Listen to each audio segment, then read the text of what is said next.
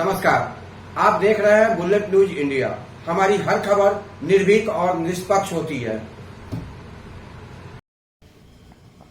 बिहार के बेतिया स्थित लौरिया चीनी मिल पर बिहार राज्य ईख उत्पादक संघ तथा संयुक्त किसान मोर्चा द्वारा विशाल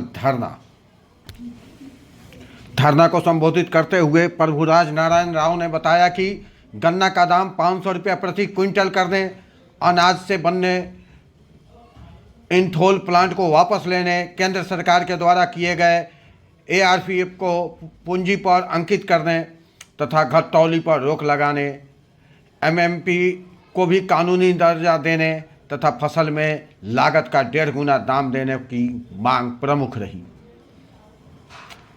धरना को विभिन्न नेताओं ने भी संबोधित किया। किसानों पर हो रहे 50,000 से ज़्यादा मुकदमों को वापस लेने तथा लखीमपुर खीरी के 5 किसानों के हत्यारे अजय मिश्रा को दंडित करने की मांग प्रमुख रही। सभा के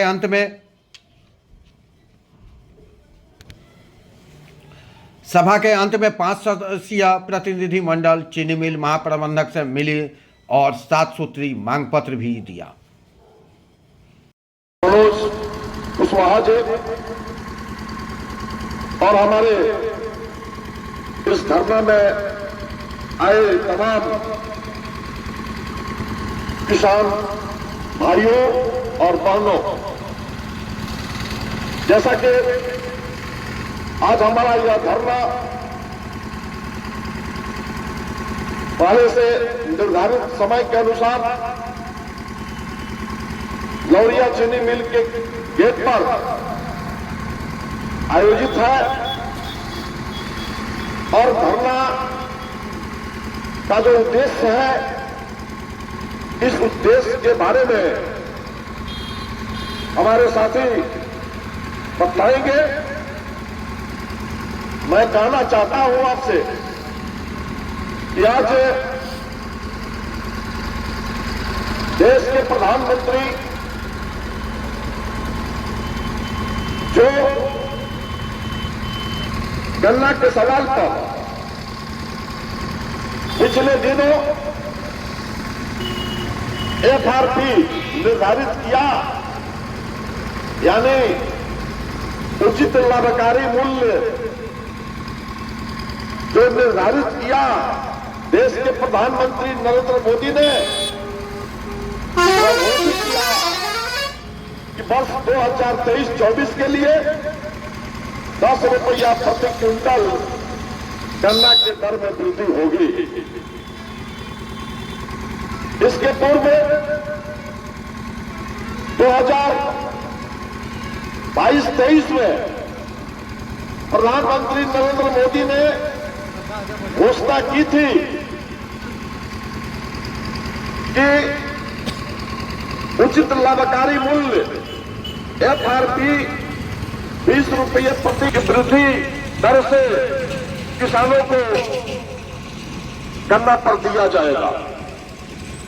लेकिन साथियों, पिछले साल गन्ना की दर में वृद्धि नहीं हुई और इस साल भी गन्ना का दर में वृद्धि नहीं हो रही है।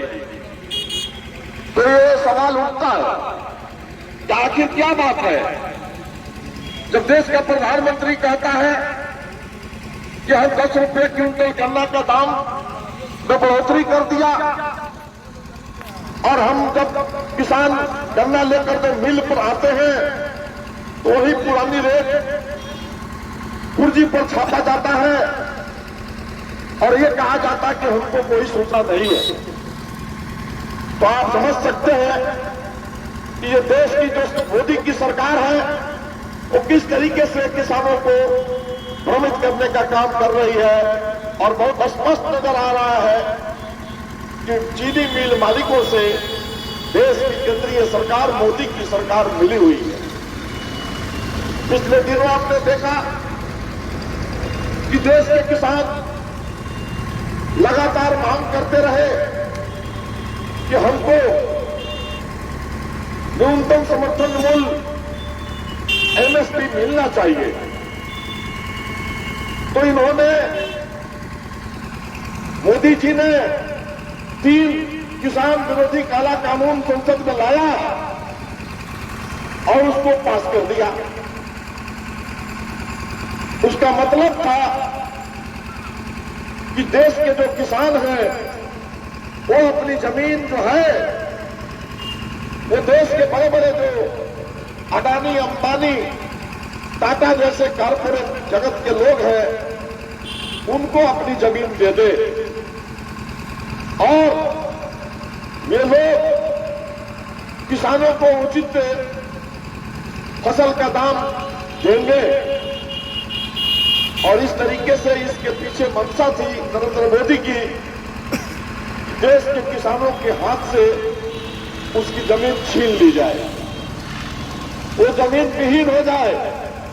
वो भी जिस तरीके से खेत मजदूर हैं, जिस तरीके से भूमिहीन है, जिनके पास जमीन नहीं है, आज देश के सारे किसान जो हैं उनको भूमिहीन बना दिया जाए और सारी जमीनों को देश के कारपोरेट जगत के हाथ में दे दिया जाए। ये कानून बना दिया जिसका विरोध हिंदुस्तान के किसानों ने किया। दिल्ली के सारे वोटों को घेर लिया और कहा, जय नरेंद्र मोदी जी, देश के किसान अपनी जमीन 1 इंची नहीं देंगे। हम जमीन के मालिक हैं, जमीन से हम जुड़े हुए हैं, हमारा कई पुश्त इस जमीन से जुड़ा हुआ है, इसलिए ये जमीन को हम किसी भी शर्त पर आपके कहने से देश के पूंजीपतियों के हाथों नहीं गिरवी करेंगे, नहीं देंगे। और दिल्ली को चारों तरफ से घेर लिया किसानों ने। आपको याद होगा 2019-20 में जब विश्व कोरोना का काल चल रहा था, उस कोरोना के पीरियड में हमारे देश के किसान अपनी जान की परवाह किए बगैर दिल्ली को चारों तरफ, दिल्ली के सड़कों पर धरना दे रहे थे। उनका मांग था कि हम अपनी जमीन को किसी भी शर्त पर नहीं बिकने देंगे और उनका मांग था कि हमको न्यूनतम समर्थन मूल्य जो है वो चाहिए और एमएसपी सिर्फ नहीं चाहिए बल्कि कानूनी दर्जा उसको देना पड़ेगा। किसानों ने मांग किया कि आज किसान घाटे में जा रहे हैं, फसल में जो लागत लग रहा है उस लागत के हिसाब से उत्पादन नहीं हो रहा है। इसलिए आप देख रहे थे बुलेट न्यूज इंडिया। जल्द मुलाकात होगी अगली खबर में।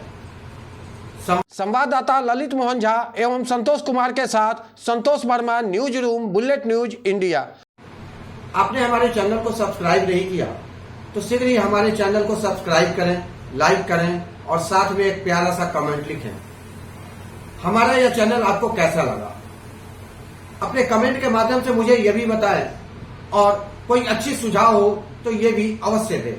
तब तक के लिए नमस्कार।